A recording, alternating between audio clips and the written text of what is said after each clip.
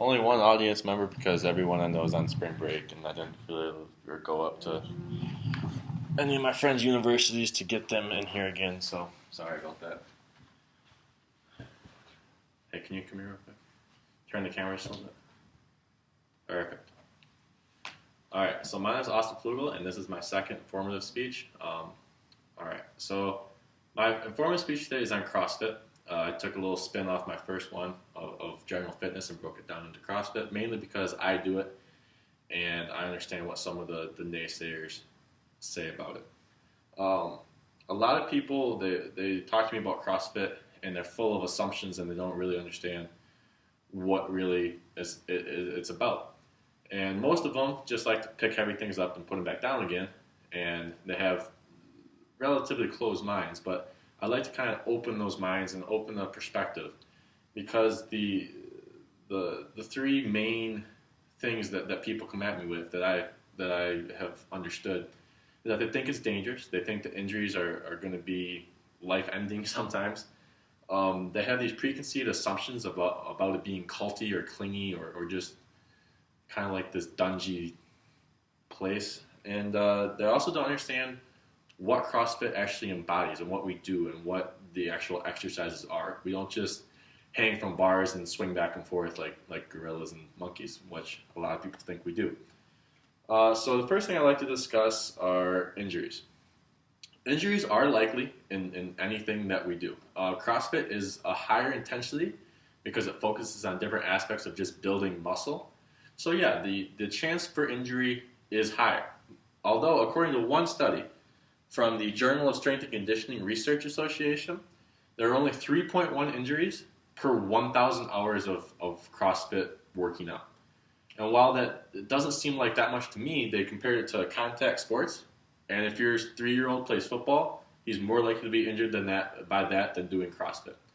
So while it may be a little more dangerous and the stats might be a little higher compared to our traditional workout plan of running or just lifting weights, it's because there's many things to it that takes time, it takes commitment, and you have to actually commit to doing this and learning how to do it so you prevent injury.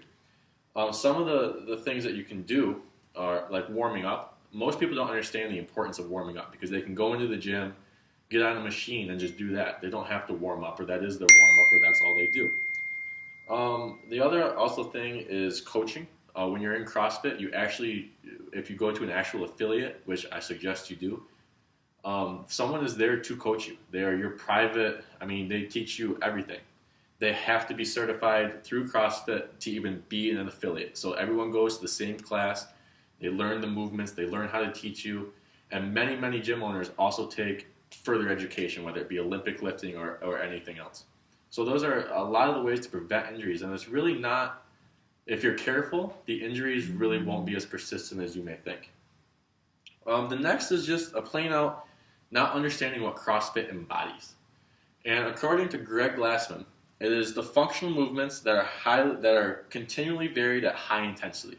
So this really, there is no limit. There is no set, we do this, we do that, we do chest and tries one day and back and bis the other. It's all about constantly varying, just like life. It's always changing, always adapting. Another thing that people understand is the scalability. And this is my main point here. A lot of people don't understand that if you want to work out, CrossFit is for you. If you just want to move and get off the couch and get moving, CrossFit is for you. You don't have to lift 400 pounds. You don't have to run a 4-minute mile. It's all scalable. Even if the workout calls for 100 pull-ups and 100 push-ups and squatting at 225, the coach knows the percentages, knows how to scale it back. So it could be 25 pull-ups, 25 push-ups, and squatting at 95 pounds. Everything's scalable for every individual's needs. So it's really tailored to fit you. You don't have to fit CrossFit. You can tailor CrossFit to fit you. And then lastly are the actual things that we do in CrossFit, the actual working out. Like I said in my intro, we don't just hang from a bar and swing around like monkeys, which people refer to as the kipping pull-up or the cheating pull-up. There's a lot of facets to it. The first being gymnastics, which has been studied and proven to increase coordination, flexibility, and even in one study, helping combat fear. gymnastics is there's such an overwhelming. You have to get over a backflip block or any kind of block of being upside down, and it's actually proven that gymnastics will help you be more confident in those activities. So that's actually really neat. The next is Olympic lifting, which a lot of people don't do and maybe aren't familiar with. But that's such as the clean and jerk, snatch, those sorts of lifts. They're very, very high intensity. They're very full of technique, and they take a lot of time to learn. They're very complex.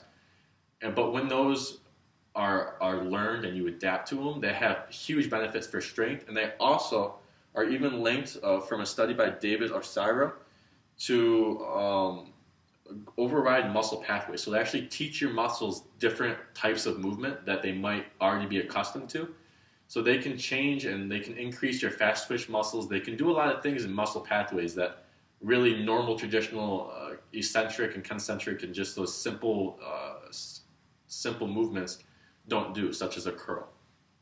The last thing that CrossFit's really about is aerobic capacity, such as this is running, rowing on the minute, every minute, as many reps as possible. There's so many things that are focused towards aerobic capacity and reap the benefits of aerobic capacity. It does everything from slowing your heart rate, which is good. You don't want to overwork your heart, to you're helping respiratory efficiency, so you don't get out of breath walking up two stairs.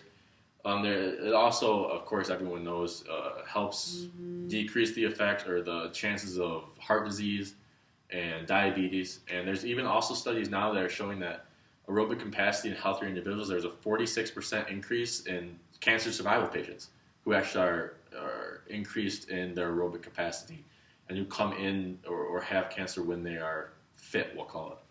The one last thing that aerobic capacity does, and CrossFit in general, is something that kind of hits home with me.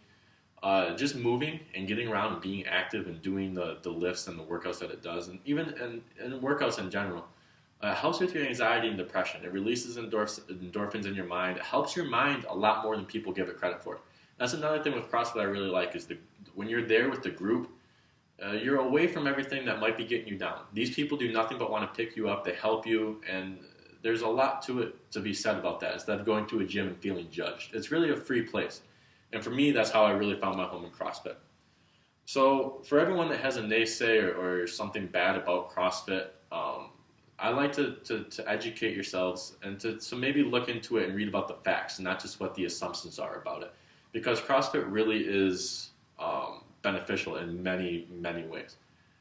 So in conclusion, I do have a short little 1 minute and 30-second video I'd like to show you that kind of embodies what CrossFit is and kind of tailor-made to explain a little bit. So I'll show that.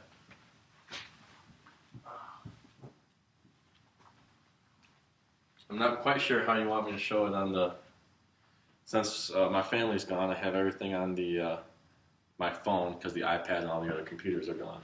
So I will just play it for you here. I hope you can see that and the brightness is okay. Let me adjust my brightness real quick. I'm probably in the best shape that I've been in 10 years. CrossFit is about teaching people how to move. About movement patterns that are essential to life, essential to your well-being, to your independence. My energy level has definitely improved since I've been doing CrossFit. CrossFit is constantly varied, high-intensity functional movement. That is, moving large loads, long distance, and quickly. We all do the same things: squatting, deadlifting, jump, run, throw, pull up. These are all natural movements. What I thought I couldn't do before, I can actually do. And every aspect of your being is going to change. You're going to get stronger. You're going to get more flexible. Your confidence is going to rise significantly. I feel awesome. Haven't felt like I wanted to look in the mirror probably in 40 years. We're setting up patterns for success across all of life. You come into one of our gyms, we'll put all the names of the competitors up on the board. 3, 2, 1, go. The clock starts. It's on. And the last guy or the last gal through the door is cheered like a hero. That's the greatest thing about CrossFit is that when you feel like you just can't do one more thing, it's nice to have the group cheering you on to finish the workout. And the net result is a community that is bound by belief in self, belief in one another, and these people are united in an understanding that all good things come out of blood, sweat, and tears.